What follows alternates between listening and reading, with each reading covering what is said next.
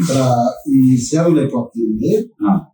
Night పడుకున్నాక ఇదంతా నొప్పిగా ఉంటుంది. పడుకున్నాక అంతకుముందు ఈ కారు చేయించుకున్నప్పుడు ఈ కారు తర్వాత అంటే పెద్ద పూర్తి నయం అవ్వలేదు, ప్రస్తుతానికి పని గడుపుతుంది బాగా రకంగా.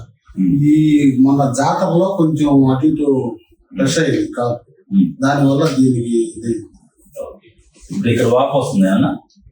ఎక్కువ నుంచున్నా కాళ్ళు తేలాడేసి కూర్చున్నా కొంచెం వస్తుంది. కాలు మడవండి,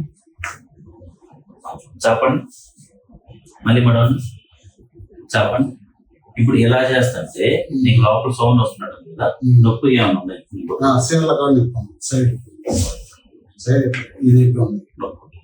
ఉదయాన్నే ఎక్కువ నొప్పి ఉంటుందా, సాయంత్రం ఎక్కువ నొప్పి ఉంటుందా? సాయంత్రం పడుకున్నప్పుడు కొంచెం పడుకున్నా కదా, అప్పుడు ఈ ఎత్తి ఇటు నడుపుతుంది. ఈ కండం నడువు నుంచి కిందకి ఏమొస్తుంది? నడుము కొంచెం నా సర్జరీ అయింది. ఇదే కాదు ఈ తొంటి నుంచి మొత్తం జాలు వచ్చింది. సర్జరీ గుంటూరు జగన్నాథ్ చేశారు, అప్పుడు తగ్గిపోయింది. ఇప్పుడు మోకాళ్ళ వరకే మోకాళ్ళ వరకు నడుము చెప్తాను. సరే, నీకు ఒక ఎక్స్రే ఒకటి రాస్తున్నాము, రాసింది కదా, అట్లనే బ్లడ్ టెస్ట్. ఇప్పుడు ఎక్స్రే ఎక్స్రేలో వస్తే ఇది ముందు నుంచి తీసిన ఎక్స్రే, ఇదన్నా పక్క నుంచి తీసిన ఎక్స్రే. ఈ ముందు నుంచి తీసిన ఎక్స్రేలో ఇక్కడ కొవ్వొత్తి కలిగినట్టు వస్తుంది చూసారా, ఇది అరగటం.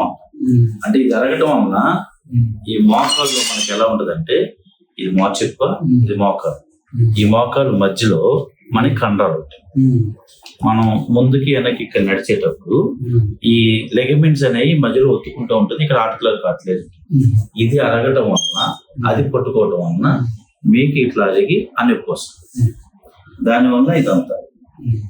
ఇప్పుడు మీకు గుజ్జు పట్టడానికి, నొప్పులు రాకుండా ఉండడానికి, వాపు రాకుండా ఉండడానికి మందులు రాస్తాం, సరేనా? అలానే మీ షుగర్ లెవెల్స్, ఇన్ఫెక్షన్ అట్లాంటి ఏం లేవు. షుగర్ అయితే బాగానే ఉంది, మందులే వేసుకోవట్లేదు కదా. ఇప్పుడు రాసే మందులు మీ నొప్పి వాపు తగ్గడానికి, అలానే గుజ్జు పట్టడానికి. సో కింద కూర్చోవద్దు, అలానే బాచా పట్టేసుకుని కింద కూర్చోవడం కానీ, నడిచేటప్పుడు ఎగురు దిగి సర్ఫేస్ లేకుండా కొంచెం ప్లెయిన్ దాని మీద నడవడానికి చూడాలి, సరేనా? ఇవి 10 రోజులు వాడి ఈ మందులు పనిచేసినాయి లేదా, ఎంతవరకు తగ్గింది, ఎంతవరకు తగ్గలేదు, మళ్ళీ వచ్చి చెప్పండి.